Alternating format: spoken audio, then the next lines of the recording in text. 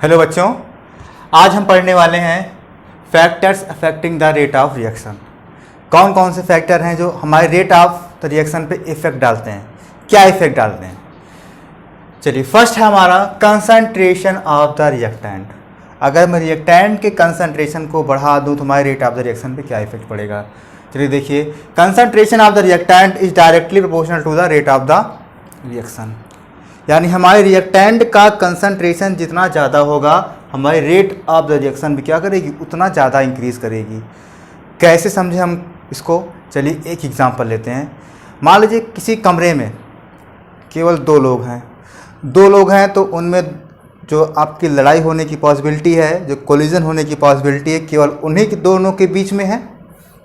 ठीक है, लेकिन अगर मैं उसी में 10-12 व्यक्ति और डाल दूँ, उसी कमरे में आदमियों की संख्या को मैं बढ़ा दूं, अब जो उनमें टकराव की संख्या है, कोलिजन की जो चांसेस हैं वो क्या हो जाएंगे, हमारे बढ़ जाएंगे।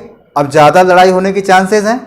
जब ज़्यादा लड़ाई होगी तो हमारी रेट ऑफ द रिएक्शन क्या हो जाएगी, बढ़ जाएगी। तो यही कहिएगा, अगर हमारा रिएक्टेंट कम है तो कोलिजन कम होगा। अगर उसका कंसंट्रेशन बढ़ा दूं मैं रिएक्टेंट का कंसंट्रेशन बढ़ा दूं, मतलब उसमें नंबर ऑफ सॉल्यूट ज़्यादा हो गए, अब तो उसमें अब कोलिजन ज़्यादा होगी तो रेट ऑफ द रिएक्शन क्या हो जाएगा, इंक्रीज कर जाएगा। टेम्परेचर देखिएगा, टेम्परेचर क्या इफेक्ट पड़ेगा। अगर मैं किसी रिएक्टेंट के टेम्परेचर को बढ़ाऊंगा तो उसकी काइनेटिक एनर्जी बढ़ जाएगी। यानी रिएक्टेंट के मॉलिक्यूल जो अभी तक धीरे धीरे टकरा रहे थे वो अब तेज़ी से टकराएंगे। यानी नंबर ऑफ कोलिजन क्या हो जाएगा, नंबर ऑफ कोलिजन, टक्करों की संख्या बढ़ जाएगी। जब टक्करों की संख्या बढ़ेगी तो हमारा रेट ऑफ द रिएक्शन भी क्या हो जाएगा, इंक्रीज कर जाएगा।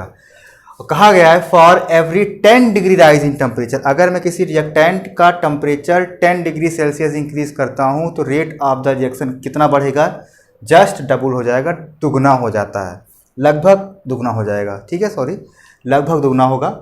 अगर मैं किसी रिएक्टेंट का टेम्परेचर 10 डिग्री सेल्सियस बढ़ाता हूँ तो उसका जो रिएक्शन रेट है नियरली डबल हो जाएगा। ठीक है। थर्ड देखिएगा, कैटालिस्ट का क्या इफेक्ट पड़ेगा। कैटालिस्ट क्या होता है, कैटालिस्ट आप जानते होंगे। कैटालिस्ट आपका ऐसा सब्सटेंस होता है जो हमारे केवल रिएक्शन के रेट को एक्सीलरेट करेगा, रिएक्शन के रेट को बढ़ाएगा, उसकी स्पीड को बढ़ा देगा, लेकिन रिएक्शन में पार्टिसिपेट नहीं करता है। रिएक्शन में पार्टिसिपेट नहीं करेगा, केवल उसकी स्पीड को बढ़ा देगा, वो हमारा कैटालिस्ट होता है। तो अगर मैं किसी रिएक्शन में कैटालिस्ट का यूज़ करता हूं तो कैटालिस्ट कैसे वर्क करता है, जान लीजिए। कैटालिस्ट क्या करेगा, सरफेस एरिया को बढ़ा देगा। जब सरफेस एरिया को बढ़ा देगा तो हमारी रिएक्शन की रेट भी क्या हो जाएगी, इंक्रीज कर जाएगी। तो सरफेस एरिया को बढ़ाने से रिएक्शन की रेट कैसे इंक्रीज करेगी भाई। मान लीजिए सपोज करिएगा ये हमारे पास इतना स्पेस था, केवल इसमें आपके रिएक्टेंट आपके इतने सारे थे। अब ये आपस में टकरा रहे थे, आपस में टकराने के बाद क्या बन रहा था, इनके प्रोडक्ट बन रहा था। ठीक है, अगर मैं इनका स्पेस बढ़ा दूं, थोड़ा सा इनका स्पेस में और इंक्रीज कर देता हूं, इतना स्पेस मैंने कर दिया, और रिएक्टेंट के मॉलिक्यूल इतने ही हैं, अब ये दूर दूर हो गए थोड़ा सा, अब इनके पास स्पेस हो गया आराम से टकराने का। ठीक है, अभी तक इनके पास इतना स्पेस ही नहीं था कि ये टकराएं आराम से और प्रोडक्ट बन जाए, तो नंबर ऑफ कोलिजन कम हो पा रहा था क्योंकि स्पेस की कमी थी हमारे पास। अब यहाँ पे हमारे पास पर्याप्त स्पेस हो गया है, और जब स्पेस हो जाएगा तो जितने भी मॉलिक्यूल हैं, जितने भी रिएक्टेंट के मॉलिक्यूल हैं, उनको आराम से जगह मिल जाएगी लड़ाई करने के लिए। तो आराम से वो टकराएंगे, ज़्यादा टकराएंगे तो प्रोडक्ट भी क्या बनेगा, हमारा ज़्यादा बन जाएगा। तो रेट ऑफ द रिएक्शन यानी क्या हो रही है, हमारी इंक्रीज कर रही है। तो कैटालिस्ट क्या करते हैं, कैटालिस्ट केवल सरफेस प्रोवाइड करते हैं, हमारे रिएक्टेंट को सरफेस प्रोवाइड करते हैं, और उसी सरफेस पे वो क्या करते हैं, कोलाइड करते हैं।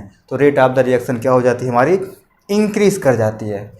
सरफेस एरिया अभी आपने पढ़ ही लिया, जब सरफेस एरिया ज़्यादा होगा तो increase in the surface area of the reactant more will be the rate of the reaction. अगर सरफेस एरिया आप बढ़ाएंगे तो हमारे रिएक्शन का रेट क्या हो जाएगा, बढ़ जाएगा। ठीक है, तो ये इतना आज के लिए था, छोटा सा टॉपिक हमारा। अब नेक्स्ट लेक्चर में हम पढ़ेंगे आपका एक्टिवेशन एनर्जी क्या होती है और थ्रेशोल्ड एनर्जी क्या होती है। ठीक है, फिलहाल आपके सिलेबस में जितना है वो आज पढ़ा दिया गया। अब जो हम पढ़ाएंगे आपको नेक्स्ट लेक्चर में वो इस साल आपके सिलेबस से रिड्यूस कर दिया गया है, लेकिन वो बहुत ज़रूरी है, उसको भी जानना आपके लिए बहुत इंपॉर्टेंट है। ठीक है, ओके, थैंक यू।